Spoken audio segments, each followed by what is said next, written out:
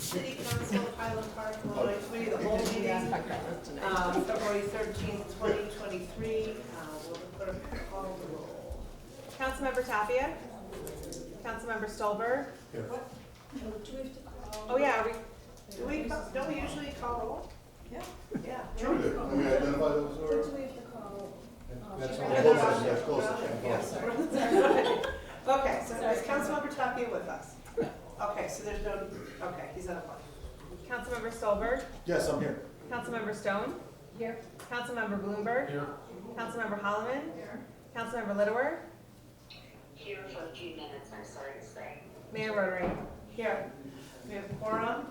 May I have a motion to approve the minutes of the regular meeting of the Committee of the Whole? Maybe before you do that, since this is a new meeting, we want to determine if there's any objection to Councilmember Litter participating remotely.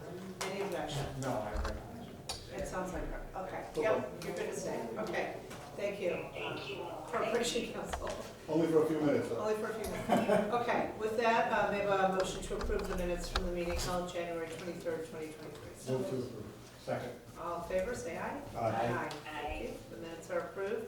We're going to go a little bit out of order with our scheduled business. We're going to start with Highland Park and the Aging in a Changing Region program. In light of my being a member of the Board of Directors of the Chicago Metropolitan Agency for Planning and an officer of the Metropolitan Mayor's Caucus, just want to share those roles. There is no conflict of interest. I've spoken with Corporation Council, but in the name of full transparency, just want to share my affiliations with both organizations. And with that, take it away, City Manager. Thank you, Mayor, and good evening, everybody. So in early 2022, the city participated in the Aging in a Changing Region program, a joint initiative by the organizations that are featured there on the slide that the mayor just mentioned. I do want to recognize our staff team and also thank them for the considerable amount of work and coordination on this important initiative. Ashley Pelvitz is our deputy city clerk, and so she was one of the principal professionals working on this initiative. Razi Akash is our senior planner. Susan Coleman is a planner too. Jennifer Aiello, who is here, senior services specialist, and Christina Earl, senior services program coordinator. And then also want to introduce and welcome Brad Winnick, who is the project leader for this initiative. We have a PowerPoint that he is going to lead us through momentarily, giving the public an overview of the initiative. Special thanks to all the public engagement. There was a significant amount of public outreach that was conducted as part of this important initiative. And then there's a number of different recommendations which will be presented, and we welcome your feedback on those as well.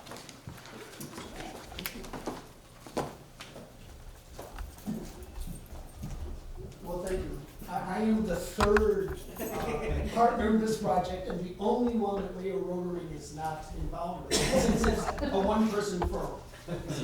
So nice to meet you. Oh, and I forgot. It's right.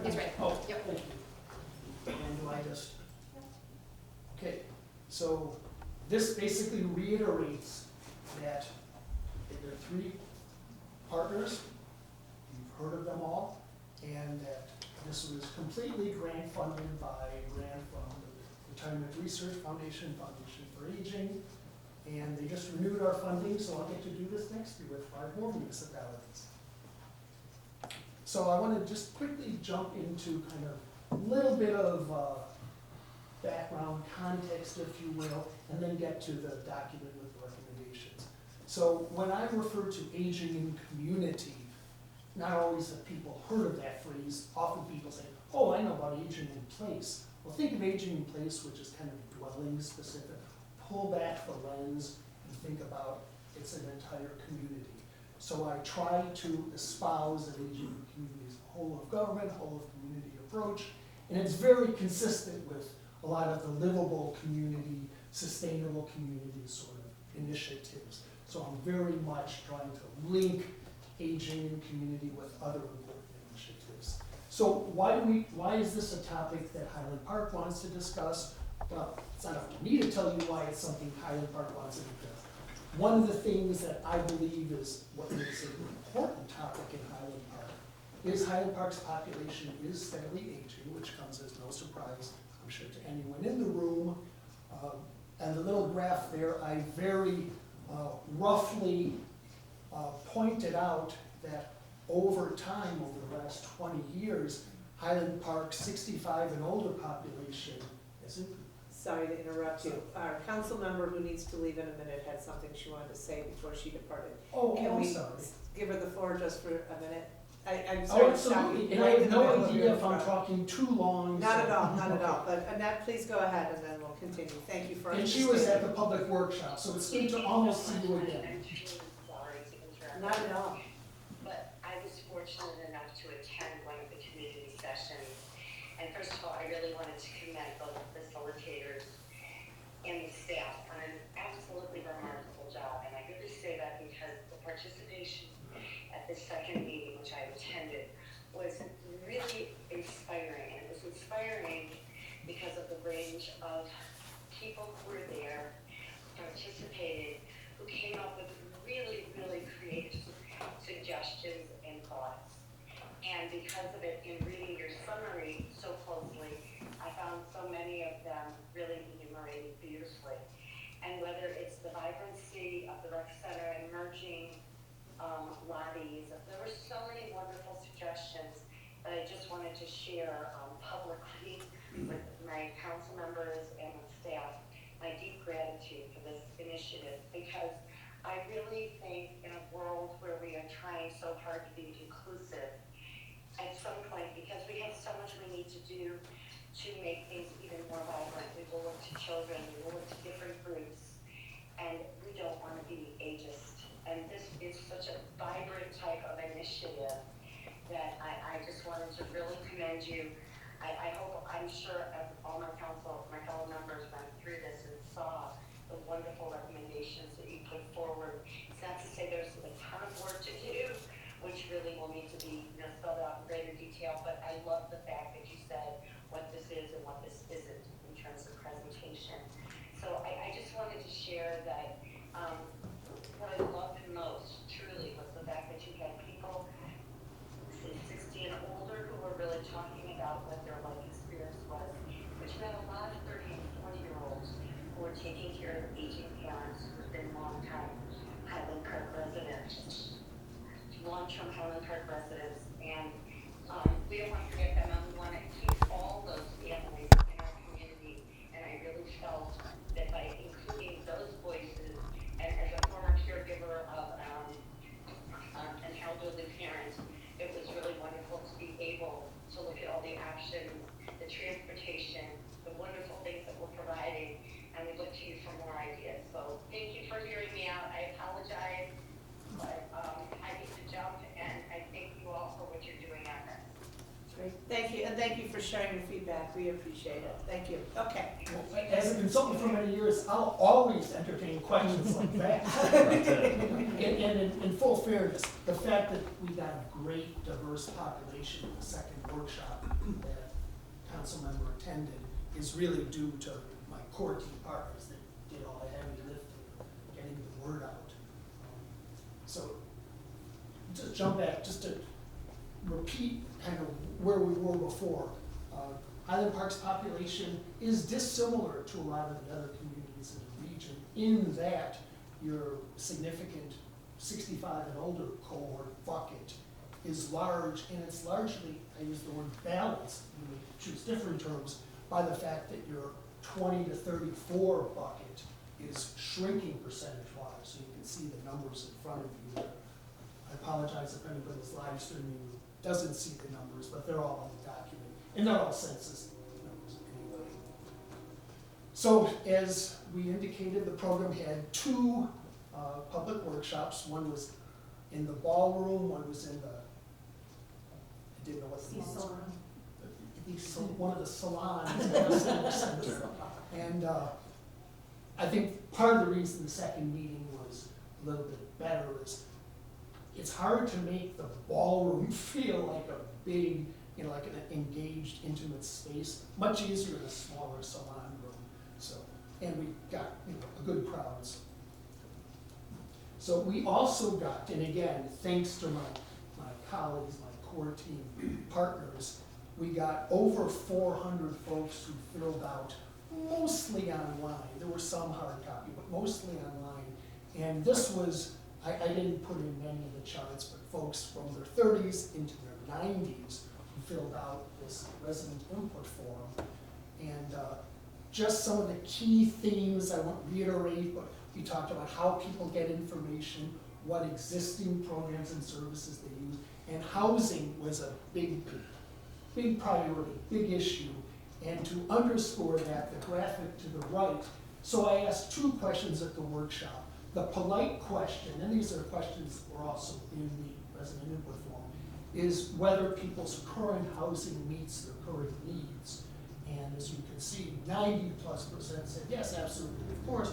And then I say, I'm sorry, I try not to be rude upon first meeting, but I'm now going to ask you a rude question. Project some time in the future. Do you think that your current housing will also support you as you get older and your needs evolve? Will you be able to stay in that housing, or do you consider you'll have to move?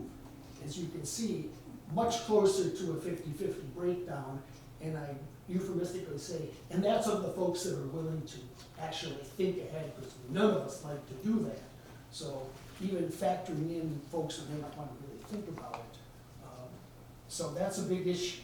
And then, we talk more about it, but I don't have time for all of that discussion, but we can talk about it afterwards if you have questions. We also got input from stakeholders.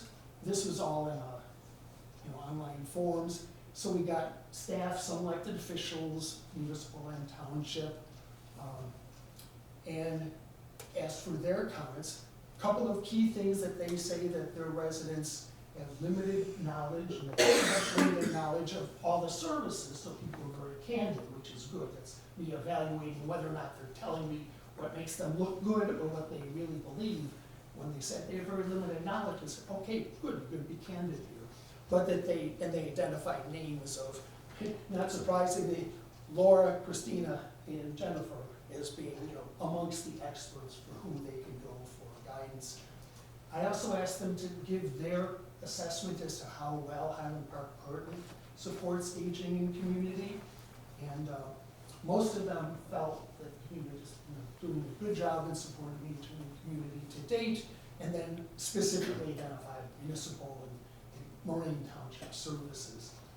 I also asked them to identify what they consider to be impediments, and some of the impediments that they pointed out with respect to aging in community, technological and language barriers that some of the older adults they have to sign up for things online that may be a challenge. Limited knowledge, affordability, again, services, housing, everything. They identified certain walkability, accessibility gaps. I asked them to evaluate their neighborhoods, main public spaces, downtown, in neighborhoods, in the different, residential, shopping, residential downtowns. And then they said, mixed bag. Talked about a need to expand transportation, increase the volume of affordable housing, and just mental health services overall. And the need to better coordinate between all the different providers, internal, external partners, etc. Oops, sorry.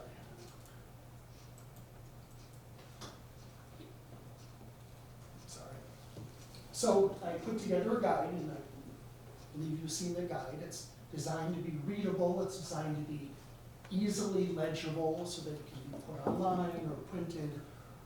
And as you can see, we've done the same for the other communities. I think they make a handsome set. So the document itself, and as I say, it's 30 pages, 1-page executive summary. I think it may have snuck into 2 pages for Highland Park. Yeah, I have more recommendations for you guys than most. Little bit of context, a little bit about the workshops, and again, I just listened well. So people said a lot of smart, thoughtful things, and I told them what they said, and apparently it resonated with your colleagues. And then I did a bunch of recommendations, and I divided the recommendations into buckets. I divided them into communication recommendations, coordination recommendations, and collaboration recommendations. But you got a special fourth bucket, which was senior center revisioning recommendations, because my core team identified that as something they wanted to talk about. So did the recommendations, and then I gave a couple of pages of resources, many of which I'm sure that the folks in the room are familiar with. So the recommendations, I'm not going to read all of them, and I tried to highlight, some of the key elements. Read, get the word out, be loud and proud, talk about aging in the community.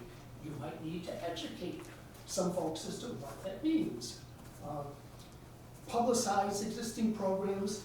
It's being done, but what we heard folks say is one person wants it hard copy, another person goes through Facebook, another wants it on the website. You're never going to have one size fits all. You already have the Highlander, and there's a whole page in the Highlander that talks about all the different communication platforms. On all of them.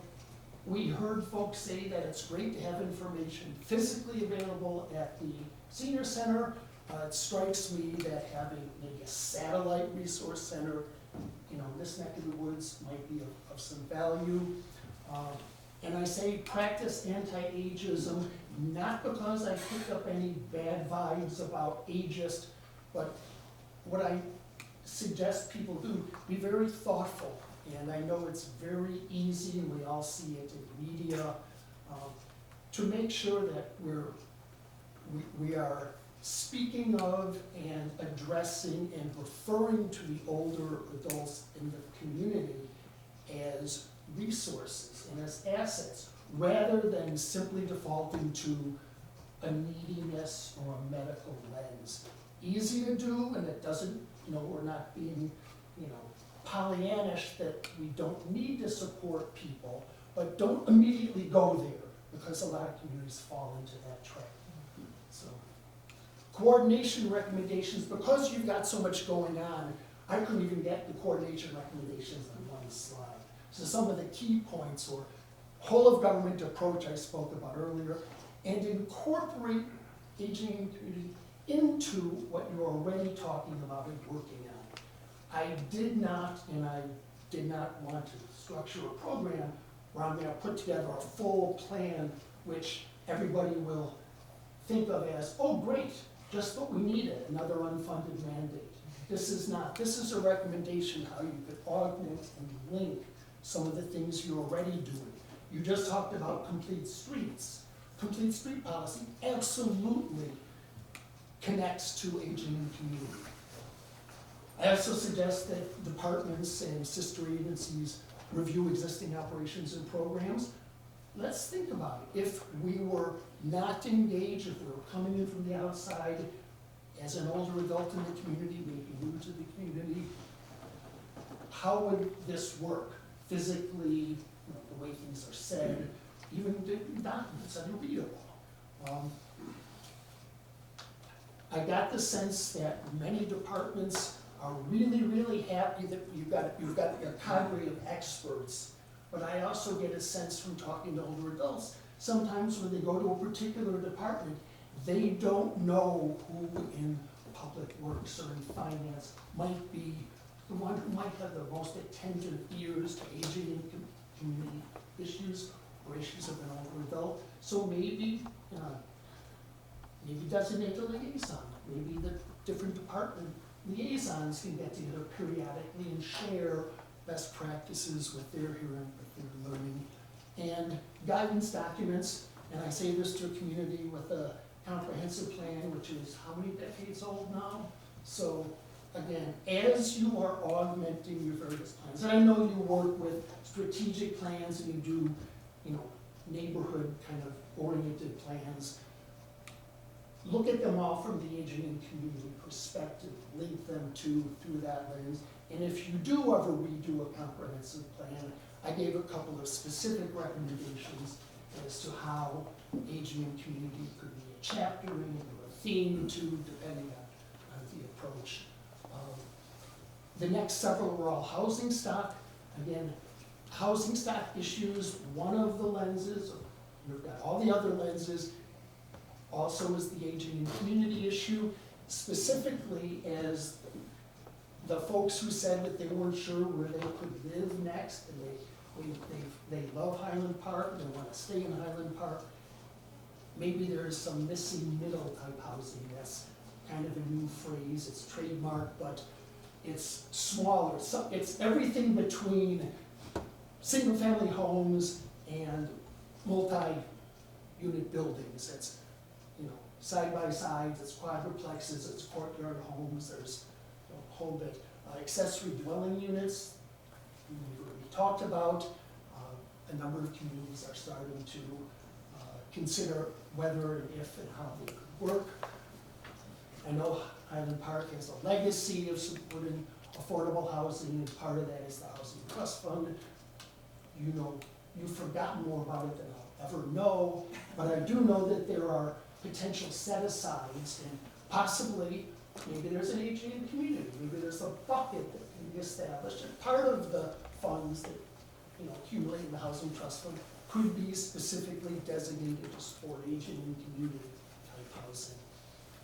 Other than housing, public realm, as you're doing already, connect public realm in, commercial areas, in residential areas. It's an important element, and, let's not forget it. Have a picture in the document of people in one of the lovely neighborhoods, but they're all walking on the street because they don't have an option. So, think of that. And you've got a lot of transportation and transit resources. I got the sense that linking them a little bit better and more holistically would be a benefit. It's not easy to do. Transportation agencies, have their own rigorous sets of rules, but, getting a conversation, how might we serve even better, may be the good approach. Collaboration, I think that it would be good to make sure that this conversation lives beyond this room, to broaden the ownership. One way to do so, you've got a number of commissions. I think an Aging and Community Commission that would be charged with doing certain things such as, and there's smiling going on, so either you're saying, this guy doesn't know how hard it is to get people to serve on commissions or something. You know what you're smiling at. It's a good recommendation. But, maybe review documents, be the ones charged with reviewing from that lens, that perspective. Maybe they could come every year as a follow-up, say, what's the state of aging in community in Highland Park, 2023, 2024? People brought up different initiatives that Highland Park's doing with diversity and inclusion. Aging in community is a good opportunity to link to them because aging is different in different cultures, and another good way to broaden the ownership of it. And just keep going to the various regional activities. Senior center revisioning, really it's three. It's who are the future users? Many of us in the room perhaps, but what do we want? What are our needs? What are our interests? And the good news is there's a renovation plan, so the timing is right. It is clear to me from my 3 times, one doing some legwork before I started the workshops and the 2 workshops, that a better physical integration of the 2 would serve some benefits. There's 2 very different senses when you enter. Two governments own the buildings, but to your point, Yeah, yeah. there's a great opportunity there Yeah, to yeah, help our Yeah, seniors, yeah. our go-go seniors. yeah. And just specific to the senior center itself, variety of spaces, informal spaces, because you walk into a big, imposing, often empty corridor, and when better to address that than in a renovation. So those are the kind of somewhat quick going through some of the recommendations. So where is it now? This is the formal handoff, and it's yours. It's your document, it's your set of recommendations. Whether you can review, select, prioritize, maybe start up a commission to help you sort through, and then it'll be up to you to develop implementation plans and schedules for anything that percolates to the top, or maybe you'll start with the low-hanging fruit. And there's gonna be a lot of different ideas, additional ideas and strategies, and there should be, so. Whoop. Well, this is where I just wanted to thank my wonderful core team, all of whom were identified by name previously, but also the fact that everybody participated. It was wonderful, and the one thing that I didn't say before, and I do want to say is, this is a little bit of a homecoming for me. I was born down the road at Parkhouse. Lived the first year of my life just off of Green Bay Road, so a little bit of a homecoming, so it meant a little something. Welcome back. So thank you very much, and I'd Thank love you. to have any follow-up discussion or conversation, questions that you might Thank you have. for putting together this comprehensive plan, these recommendations, and you lead in beautifully to the next question, which is, so now what? And how do we move forward, and who's responsible, and how do we then have sort of metrics in place to kind of see how our progress is going? So I turn it over to you, Mayor. Thank you. So certainly welcome council member feedback on any of the recommendations that have been presented here. I'll also share with you the PowerPoint, just so you have time to kind of review everything and further digest it.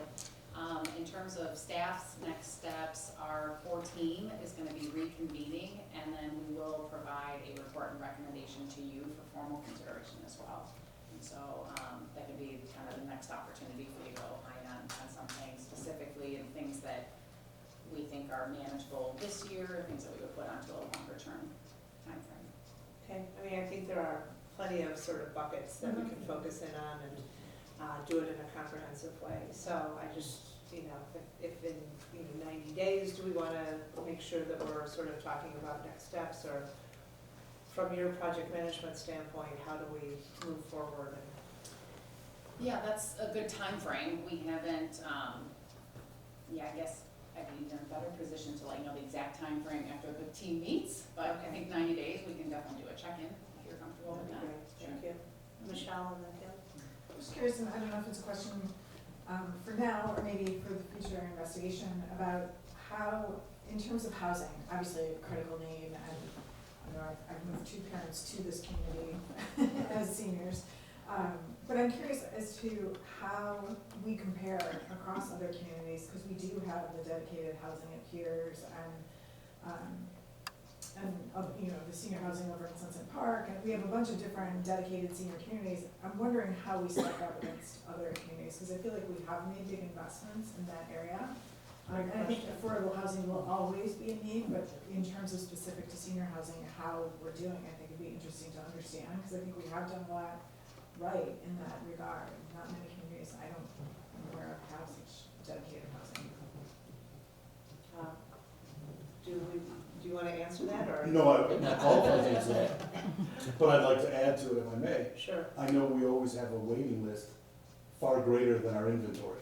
right. And what would be interesting would be, if we could, to, along those lines, to break out that waiting list, and how many of those are seniors and how many are not, so that maybe we can get some good metrics on what Councilor Holloman brings. Yeah, I mean, in terms of affordable housing, we are definitely a leader in that regard. No, but I'm not talking about affordable, specifically senior. In senior housing, right.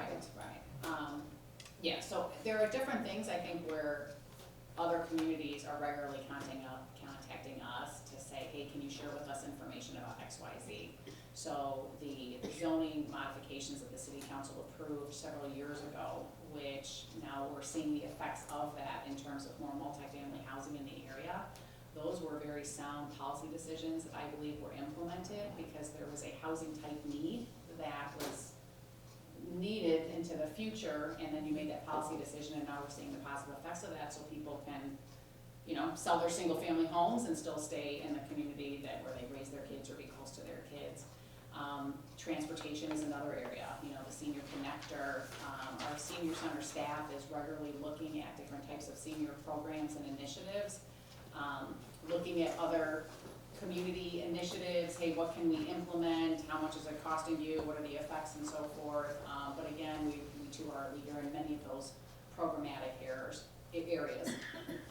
Are we still publishing Shoreline or no? Okay, Yes, Yeah. yes. so that's good to at least have. Full of information. Yeah, it is. But to your point specifically, we can get that quantifiable data for you, just so you have that as well. And are we gathering data in terms of the senior connector and need versus what we're providing? Because I know we also scaled back significantly during the pandemic, and so do we need to be ramping up like other transit organizations are now facing? Yes and yes. Yes, we are tracking, and yes, we need to, I think, further ramp up and evaluate how we can still better serve our senior population on the transportation. And that's too where we're coordinating with Moraine Township as well.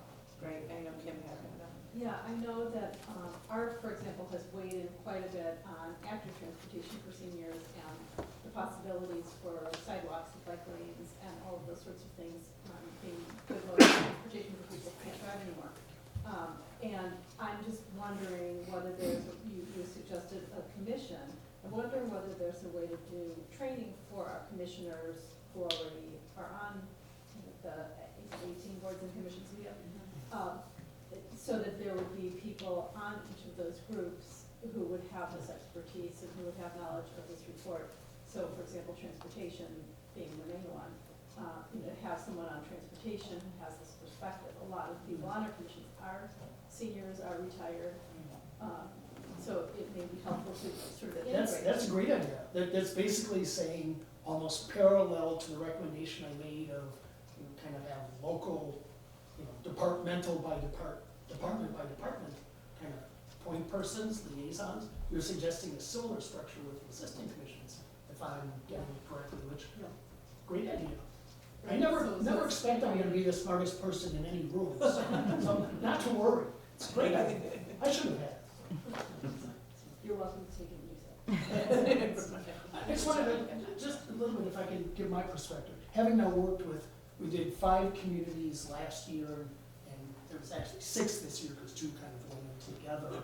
And a very diverse range of communities, diverse in geography, in Kendall County, Lake County, Cook County, DuPage County, and socioeconomically, about half the median household income was above the regional median household income, about half was below. In some and a range of communities, inner ring suburbs, outer ring suburbs, and I had a couple of exurban communities. And I heard every community say about their community that there's a cohort of the community with specific respect to housing. Cohort, they can purchase whatever kind of housing they need now or in the future. There's a certain cohort they said will probably need to get assistance now and in the future. And every community identified the big issue as the big, large strata in the middle. And it's Highland Park said that, and Richmond Park said that, and Yorkville said that, and Bensonville said that. So every community kind of had a similar kind of, the concern was for the middle, but it was, percentage-wise, it was a big chunk. So the fact that you have a legacy of doing thoughtful and creative and progressive housing solutions is wonderful. So you're in better shape, I would think, than many. But the numbers, you're gonna still have a waiting list where demand will always outstrip supply.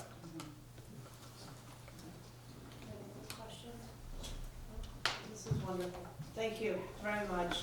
Thank you. Appreciate the thought and the opportunity, and we're looking forward to now sort of digging in and figuring out how we can move this forward. And just like we sort of say, sustainability is everywhere, so I think too, as aging in community, there needs to be really a lens through which we look at everything we do. I'll steal that too. Go for it. So thank you, and the last thing I'd say before closing is, even though our work is officially done, my friends from the core team know how to reach me, and Wonderful. I would be disappointed if they wouldn't at some point in the future. Appreciate Thank you it. Thanks so so much. much, Brett. Thank you. Thank you so much. Thank you. Okay, so let's talk about leaf blowers. Please. Thank you, thank you. Yes. So the next item on policy review and regulation. We started early last year. City of Highland Park took the lead in working with representatives from the Village of Glencoe as well as the Village of Wilmette. We created a regional working group to review gas-powered leaf blower regulations, policies, practices, and recommendations. Councilmember Bloomberg served on that regional working group, as did I. This was a 22-member working group. I mean, you generally don't want to have working groups that are more than 10, 15 people. We had 22 people, but we felt it was very important to really have a diverse group of representatives. So we had 11 different municipalities in our region that were interested in this topic. So municipalities, park districts, we had landscapers, we had professional associations, we had environmental groups. Director Fontaine is going to walk us through a high-level overview of what the working group undertook as part of their research and assessment. And we were careful as a working group that we didn't want to give any one, this is the model recommendation that should be applied for all the municipalities.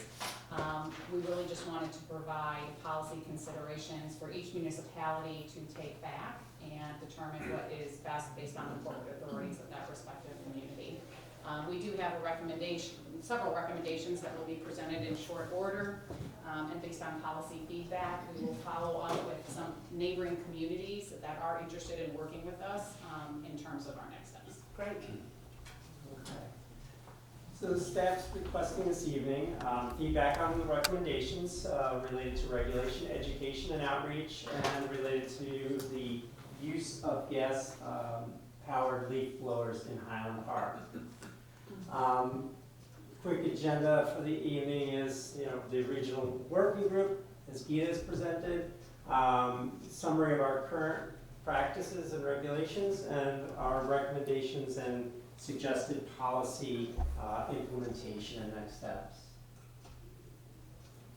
Okay, so the regional leaf blower working group, as Gita mentioned, they really aim to better understand the role of gas-powered leaf blowers in the industry, the landscaping industry specifically, and their quality of life impacts related to their use, the feasibility of using alternatives, and to consider whether or not regulations should be changed. The working group reviewed the role, quality of life, electric-powered alternatives, mitigation and regulatory alternatives, and they used information they gathered from best practices to really look at what might be reasonable changes in regulation where appropriate. As Gita mentioned, there was a number of groups a number of entities that were part of the group. I believe it was 16 in total with 22 actual participants. And the entities range from governmental to non-governmental to industry. In terms of our current policy related to gas-powered leaf blowers, we have several things. Licensing, enforcement, and exemptions.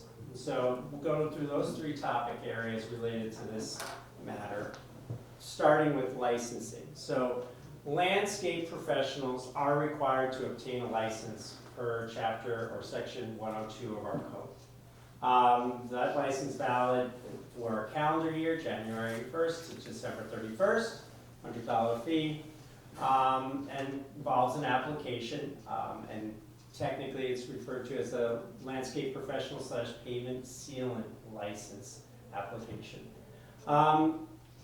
All are provided a summary of the applicable codes so that they have an opportunity to essentially acknowledge that they have read and understood these codes prior to getting that license and as a condition of that license going forward throughout the year.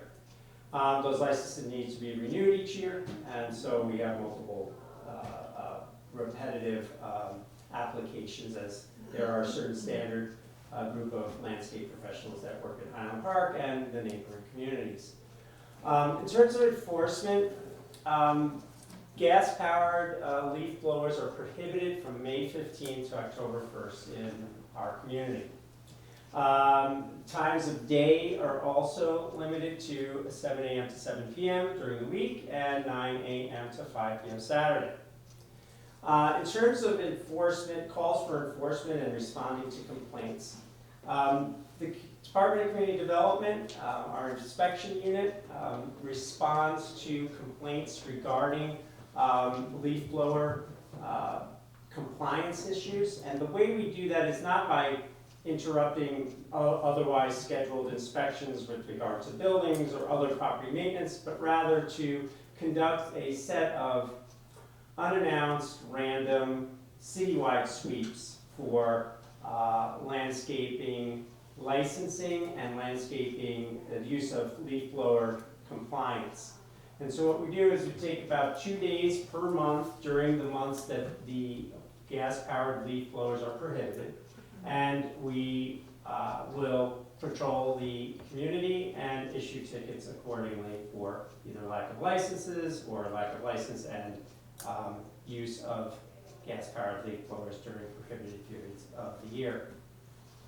Police, they do enforcement on a non-emergency basis, of course, after hours and on weekends.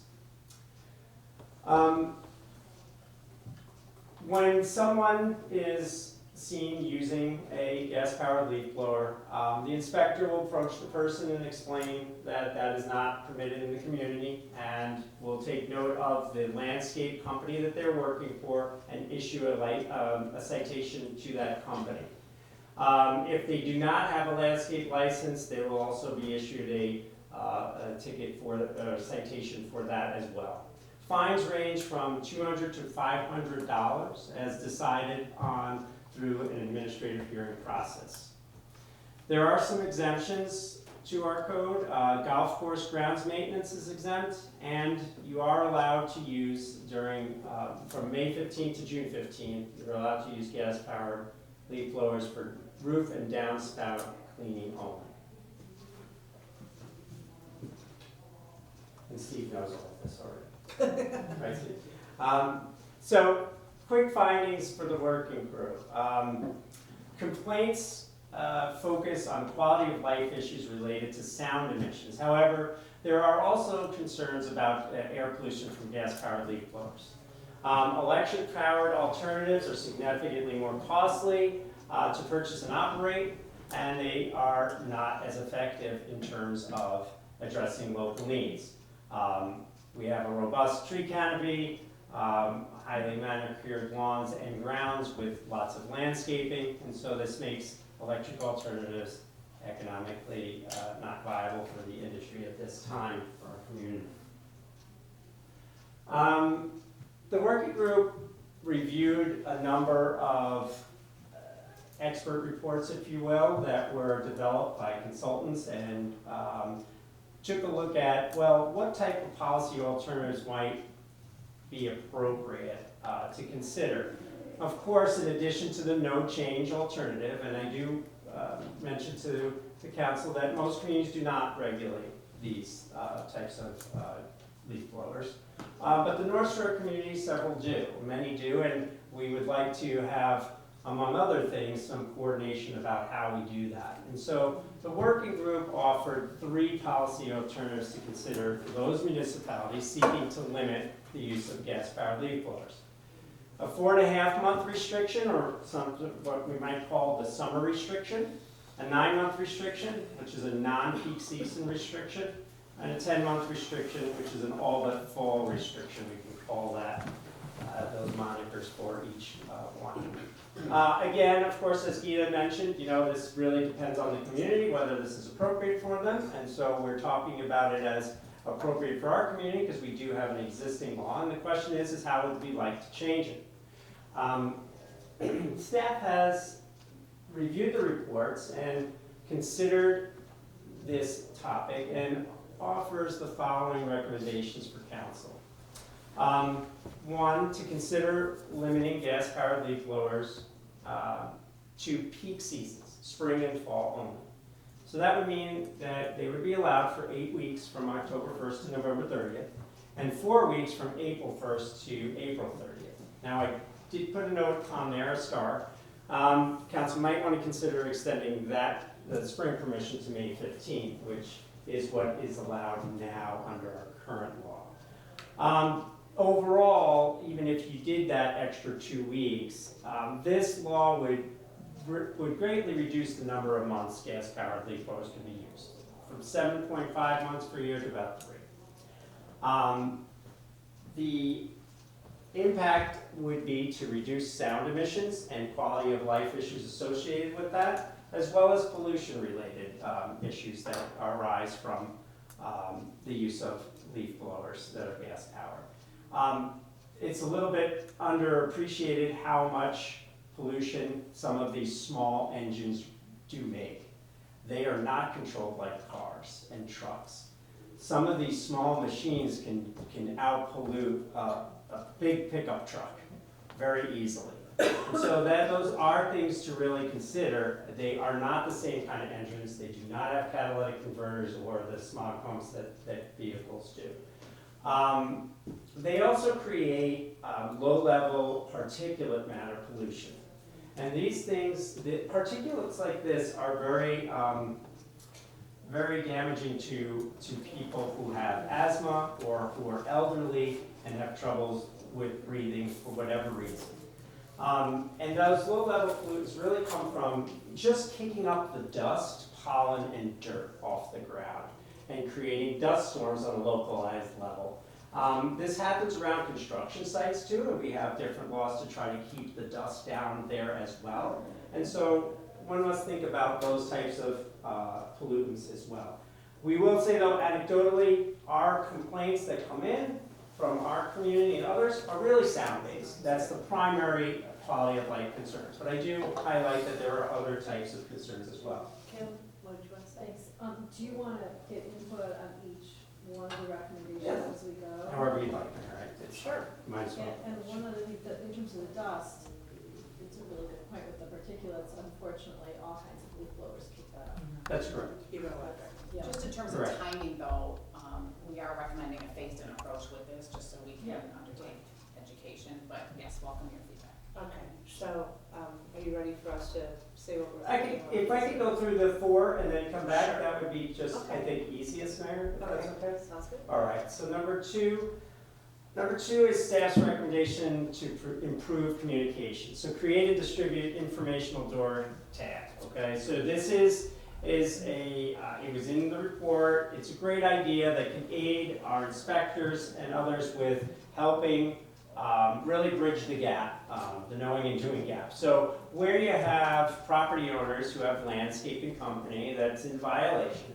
we would put a door hanger on that property's door. That would be an informational flyer, if you will, that would provide information about the regulations and the quality of life issues associated with the gas-powered leaf blowers.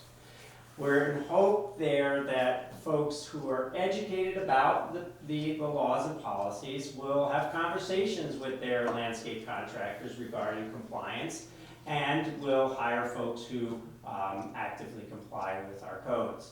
And so the goal there is to help improve overall code compliance. The citation goes to the company, not to the individual who is doing the leaf blowing, not to the property owner, but to the company. And that's the method of enforcement we currently use. Now, I just wanted to make mention that we have 2 chapters that are regulate this type of nuisance, if you will. Chapter 102, related to our landscape licensing, and then also Chapter 95. So let's just say you're just a homeowner. You're not a licensed landscaper. What happens if you do that? Well, then Chapter 95 nuisances would apply to that case. But the vast majority of our situation has to do with licensed landscapers, and so that's where our focus is. But should we run into somebody who is not, but nonetheless doing this, that's how that would be handled. Adam, is your hand up? It is. Joel, I have a question. Yes. Maybe I'm not that smart. Can you elaborate? Provide the property owners with landscape firm in violation.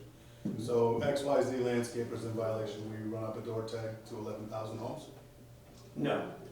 XYC landscaper is in violation, so when we witness that as an inspector, what property were you servicing at that time? You notify the That's property that the violation occurs correct. so that the owner can have a conversation with their provider. Correct. Just wanted to, I'm sorry, that wasn't clear. little confused on. No, Often the Okay. property owner may not know that they're there. They may not Totally even- agree. Right. Oh, that makes complete sense. Right, right. And Thank you. and I know you don't want input till the end, Joel, but I think this is a great idea.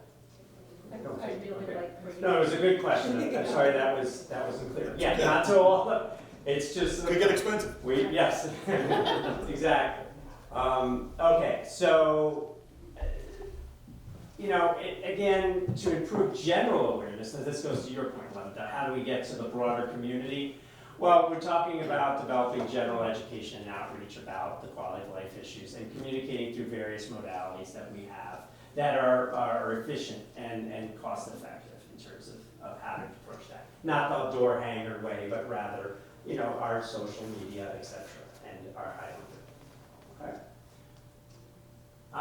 And then, lastly but not least, in terms of trying to gain compliance, one of the things that the group thought about and could see was a need, if you will, is to try to create an accessible universal application that would be used by multiple municipalities.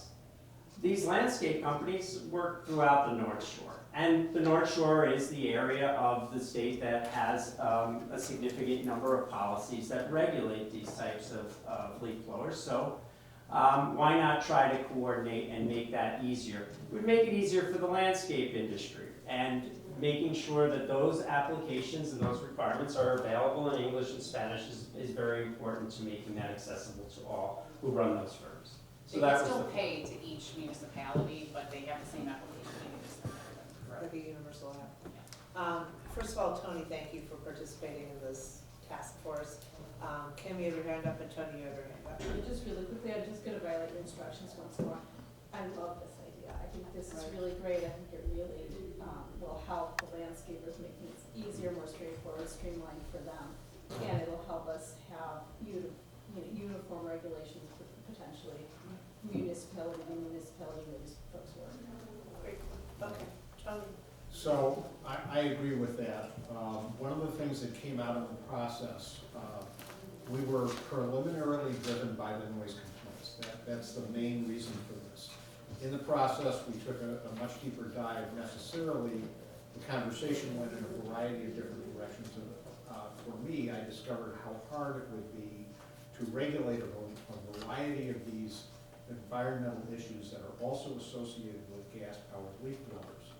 For one thing, electric leaf blowers aren't that much quieter, at least not presently, and they have their own pollution issues and disposal issues, maintenance of the batteries. The batteries don't last all summer. They have to be recharged, and then they have to be disposed of. This plan seeks, and I think effectively arrives at a middle ground that landscapers can live with, and encourages us to try and long-term address some of those other issues. Those are other issues.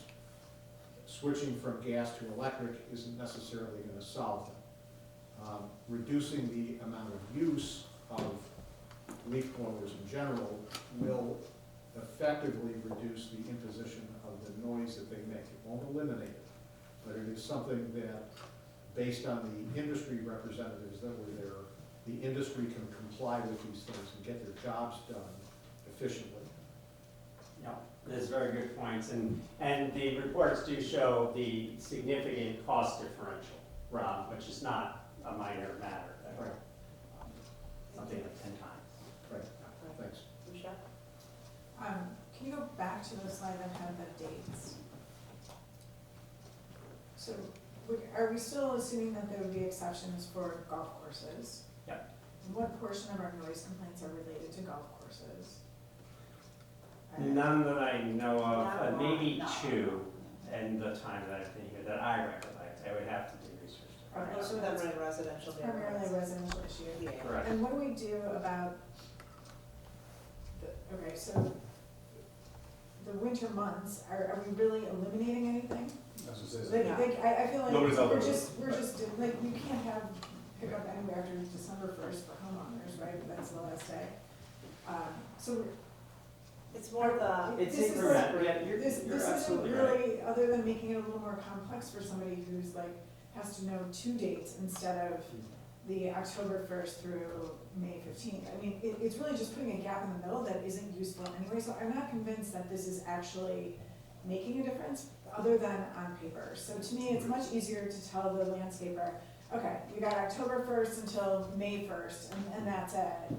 And then it's clear, this stop and start to me, I think is problematic. Also, I appreciate that this was like a nightmare of a thing to put together, and I can't even imagine being a part of it.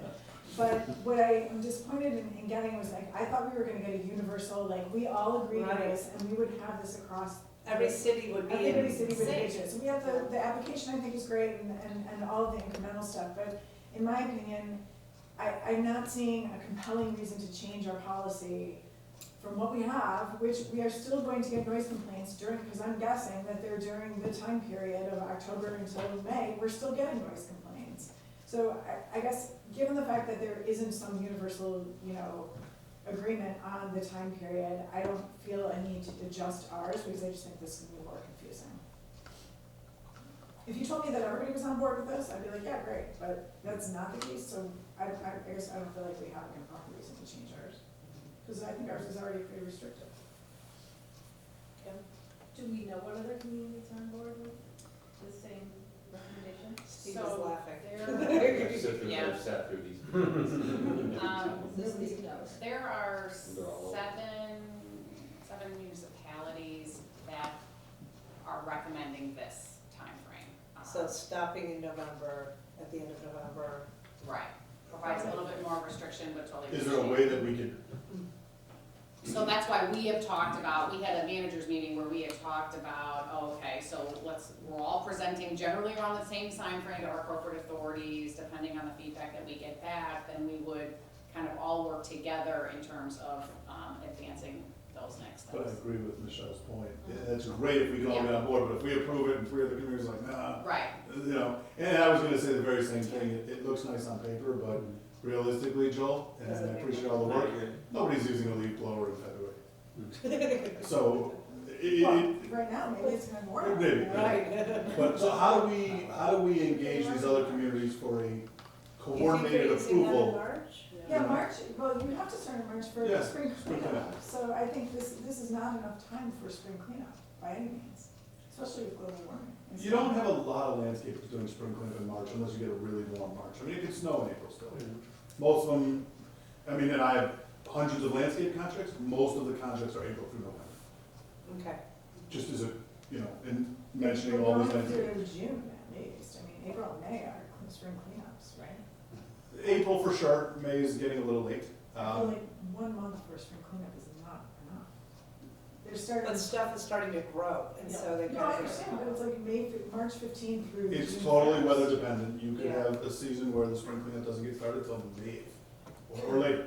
I've seen it. All right, so at least the permission now until May 15th, you're thinking you need to. Well, yeah, we indicate maybe considering that, just in case you get weather-related issues. So how do we get a coordinated approval effort? Yeah. So that this has teeth. Well, this was 7 communities, right? This was This, seven. this is the coordination, which doesn't actually exist at the moment, is designed to flow out of the fact that we have a joint report that all of our communities who have been involved in this helped put together and are willing to comply with. With these dates.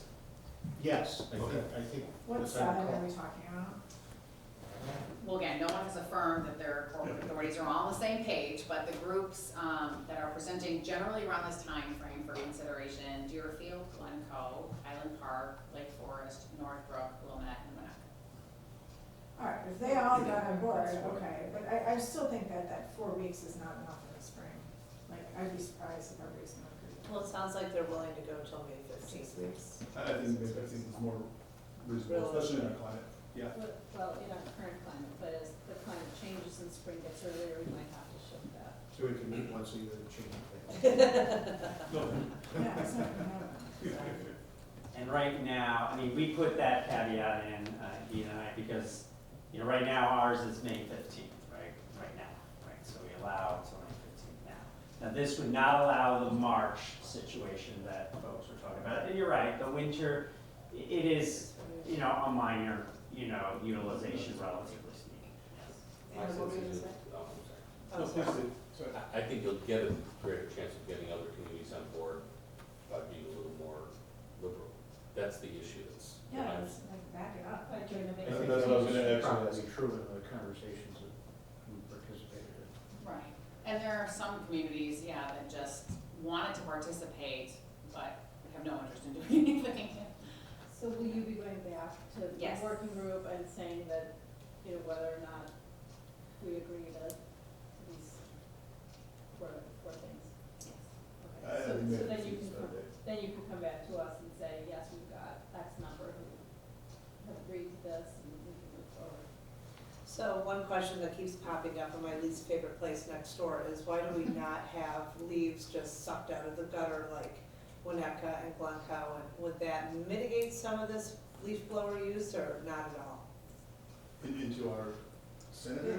No, they're huge vacuum trucks that come Oh. along and Oh. suck They them out. pile the leaves up in the street and Oh. Staff did a presentation on that last year, and it was, I mean, that was a generally- disaster. Yeah, and Director Van can jump in. I mean, generally, that's not advisable to put leaves in the street because Oh, I it's understand. clogging storm sewers, it's. I just want us to get on the record. Laura. There's You also have And then you dump- also get snow. you have the landscape Yeah. companies putting the leaves in the street using blowers. Right. And then you have these huge. What about the wind overnight until the blower gets there the next morning? And now you got leaves all That's over. fine if you can plan that. Yeah. No, I'm saying you can't plan it, that's what I'm saying. I'm I'm thinking the just opposite. telling you, Right. like all of New Trier has like basically leaves in piles that vacuum up. Right. And It's you- like New There York. there are a variety of safety. They also measures. deal, Yeah, an arrangement with the Botanic Garden to dump them. The problem is, where do you put these leaves once you collect them? That's, yeah, Yeah. okay. Well, at There's some also point we need to. snow that happens that really frustrates leaf collection for the communities. that do But I it. think in order to get other communities on board, it's important to start somewhere, and we're starting. Right. So I like the idea of expanding the dates slightly to be more practical. I think everybody who's gonna sign on is more likely to do it. Can you do March 15th through May 15th, and then, like, then again, it's like, really, why even make the gap in between? Why, would everybody just agree to do October 1st through May 15th? Maybe that's probably more restrictive than some of them already have, some of them don't have regulations. Correct. this Right. time. Yeah. So if we propose what we currently offer as the standard and along with the other things, then let them take our approach. Okay, I guess one question is, what's the data on how many scofflaws do we have after November 30th? Like, how many tickets are we issuing, how many In citations? December. In It's December. mainly during the band time. Right. okay? Because it's allowed during those other times, so we're not, Right. we don't do that now. You know, Oh, I complaints see what fall, you're saying. you see what I'm It's saying? in the summer, it's So not in the But winter. how many Yeah. people are really complaining that they're in violation out of the permitted times? I think everyone's complaining about the noise. Yeah. And they're For still sure. gonna complain about the noise on Even April if- 20th. Right, Right. right. Mhm. Kim? I would keep it April 1st to May 15th. I think that. The in winter Mar- times. Yeah, the winter, what I like about this change and rather having that gap is that it flips the narrative to be more positive. We're gonna let you use them during this time, but otherwise, they're just banned. Rather, So what dates are you saying, I'm sorry? The April 1st to the May 15th. And having the gap in the winter to Having get a their gap in the attention. winter, so that, and then also it, I think, provides an incentive for people for these companies to go, you know what, there's just such a short time period when we can use them. We're gonna need to get the electric equipment for the rest of the season if we are gonna be flowing. So it gives them more of an incentive to go, you know what, they're mostly banned in this community, let's buy the electric equipment.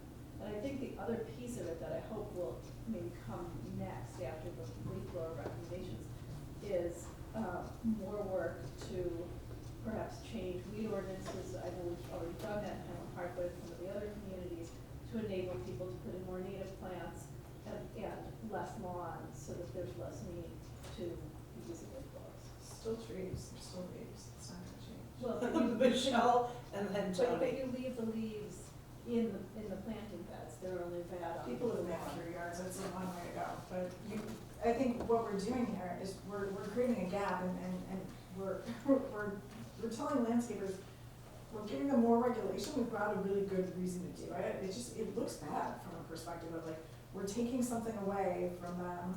And There they're you are, gaining we're nothing. losing. And it's just saying, like, Highland Park's It's just formal becoming more functions, but difficult it to is. work with. Versus just leaving what we have in place, which is essentially what we're already doing, and add the other three things in there, but we just look like we're creating another level of hassle for the local landscape community, and it's like, it's not producing anything for us. So I would caution against this, I'm not in support of changing our policy. Most of their staffs leave at the end of November and head back to Mexico, as I understand it. Unless they stay around for snow operations. Got it, okay. Tony? Two things. First of all, we had two major landscaping companies who participated in this and were comfortable with this outcome. So for me, that's important to Having the keep in winter mind. gap included in the definition? Yes, Okay. yes. The other, to Councilmember Stone's point, I don't agree about incorporating into this, but long term, we should be thinking about encouraging people to start to move away from highly manicured lawns, which do place a premium on a variety of gas-powered and eventually electrical powered maintenance equipment throughout the summer. You know, even though they're gonna be using theoretically electric powered leaf blowers during the summer, they're practically as loud as gas leaf blowers. And the problem, again, the primary complaint that we are being asked to address is noise. So the goal is to reduce the amount of time that these things are used. If landscaping companies convert to electric powered leaf blowers and lawn mowers, you may still have a problem. But Tony, Another the- project the- for the sustainability advisory. The reason the landscape companies are okay with Exactly. this Just taking notes. is, They don't from my use, experience, during the summer, they don't use them at all. So you could put a restriction on electric powered or All leaf solar blowers. powered. Right. It's- this is done for a fall and a spring cleanup. They don't use them predominantly over the summer. I'm not sure that's true, because I've seen a lot of leaf blowers, Really? gas leaf blowers being used all summer long to clear off Oh, grass okay, clippings. okay, you're right. And, Okay. they're, yeah. Right, they're and that's when I driveways. start to hear a lot of vocalized complaints from the community. So where does that leave us? We need to come up with where we are in terms of the dates, and then, do you wanna go to 2, 3, and 4, and those are, I think, are easier to say, sure. Sure. Joel, can 2, you 3, 4, that's great. go to 2, 3, Direction, and 4? okay. No, In go- terms of- if you could go to the No, those are decision on 2, decisions, 3, and yeah. 4. Well, And Jessica. I think we can make a decision on one, too. Well, let's finish the other, Okay, so, 2. door tags, Okay, yeah, information. door tags, okay. Yes, Whatever it takes, okay. yes. Okay. General education outreach. Sure. Modalities, okay. Yes, Yeah. okay, Yeah. see, Trying to there, get boom, uniform, 75% there, okay. Maybe there's been some efficiencies with these other communities that jump on board, that we can have a uniform application. Right, Yeah. right, Yeah. exactly. Oh, yeah, absolutely. Yeah, How much does the time period that we're interested in, whether or not it's the 4.5 or 9 months, based on what other municipalities do? Because I heard there's a lot of interest in that, and that was one of the reasons why we put forth the 9 month, is the number of other municipalities that were likely, or at least going to be willing to consider it. I'd like us to be standardized with our neighbors. I think that is a benefit to the landscapers and also in terms of enforcement, kind of makes it easier and more dry. Is this what we're currently allowed October 1st through May 14th, correct? That's what's, Yes, Yeah. Yes. and how does that differ from what you're proposing? they're taking out the winter. Just take out the time when no one uses it.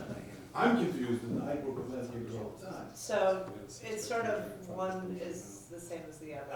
I think that's what I'm saying, Mary, yeah. And that's why I'm just sort of like, whatever these other municipalities are doing, let's all just come to some Right. conclusion, and I mean, it seems to me like what we have in place now, is that. I mean, common sense would tell you that the winter's off the table, because you're not It's supposed to use the winter, snow. right. But if you look at this as a landscape, where you go, oh, I can use leaf blowers except for 4.5 months of the year, rather than looking at it and saying, oh, there's 10 months of the year that I can't, or 9 months of the year that I can't use it. And my thought is that just by flipping the narrative in that way, that they might go ahead and purchase the equipment, the electric equipment that they need because. Oh, they you're know making it's it look like we're giving them more time. Yeah, but they've said it's too expensive and there's no equivalent, so they're not gonna go out and buy equipment that isn't meeting their needs because because of how we've presented it. They're gonna figure out that they still are using it at the same time period. I So have to Denise, say, what's your insight as someone who's sat in on these meetings with all these folks?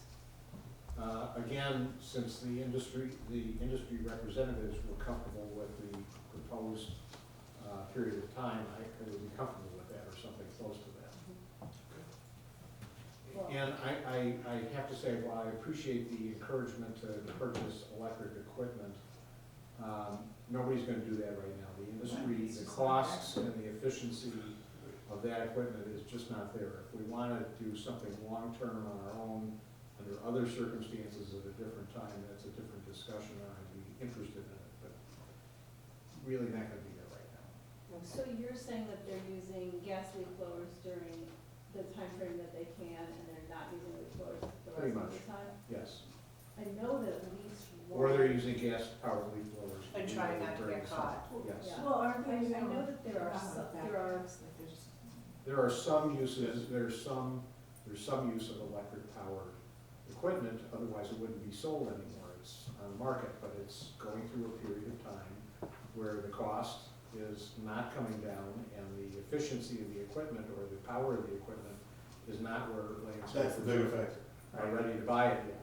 And the cost of the batteries and ongoing charging and battery replacements it's a problem, you know, unless you have outlets on the front of every house. Right, so are we kind of doing this halfway by only doing gas and not doing all? And is all? No, I think it's too early to start, well, If noise and blowing stuff if no, is an issue, then That would gas be versus, I mean, appropriate. I understand gas with the exhaust, but gas versus electric, it's should like we what? just ban all leak blowers? Oh, that's fine. We're trying to accord across some communities, but banning leaf blowers is not on the table. And That we is discussed that it was extremely, one, it's expensive for the equipment. We also looked at, are there nationwide best practices in terms of buyback programs? It's, you know, Right. these smaller companies have to charge their electric, where do they do that when they're traveling all day? And then also non-motorized, I mean, just going completely non-motorized. What that will do is be it'll be expensive for a different reason. The labor costs will go very, very high. right. It'll be very high. And a lot of landscapers are going to automation. You'll see 10 years. there'll be When nobody that will- our leaf It'll be a blower, Roomba, right? when our leaf blower restriction was passed, there was really no electrical alternative other than plug-in, which was primarily used by homeowners for personal projects. So the purpose of the gas-powered leaf blower ban was effective in preventing any leaf blower usage during the summer if it But was now enforced. technology's. Now technology is slowly starting to catch up, but it's not a discussion that I would be prepared to. Okay, Yeah. so we're just dealing with emissions coming from gas powered leaf blowers. Okay. Okay. so Just we need to one make a more thing, decision. just implementation, so we're gonna find out where we are with other communities on doing the same thing, because that seems to be very important in Okay. making any change. And then that change, whatever it will be, okay, an expanded peak season only policy, you know, to include May 15th, like we talked about, we're not proposing doing that to make that effective until 24, so that there's Got it. time to get everybody up to speed, Absolutely. change Okay, things, perfect. okay? Then no decision. But We'll we'll hear what come back others are with the, yeah. Okay. what we- Super, all right. All right. Generally, if municipalities are interested in this revised timeframe, then the council would be supportive of that, you think? Only if they're all gonna get on board, otherwise I have no interest in changing anything. It's just causing more of a. More chaos. It's kind of Yes. consistent. There's no benefit unless everybody does it. Okay. You have on here retroactive excuse of absence. I thought we'd already talked about this. It just needs to Did be in a closed public, session. public. I see, Yeah. okay, So so just are we like- still okay with letting Marika stay on the cultural arts advisory? Yes.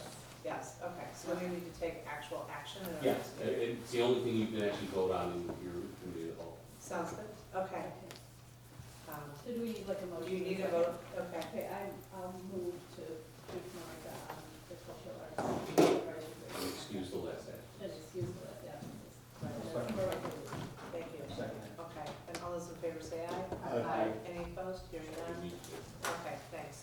question before we adjourn. So the closed session is not necessary. I was gonna It's not say, we necessary. don't need, That's what I was okay, thinking. yeah, okay, great. So that's all we have, so motion to adjourn committee of the whole. So moved. All in favor, say aye. Aye. Aye, thank you, okay.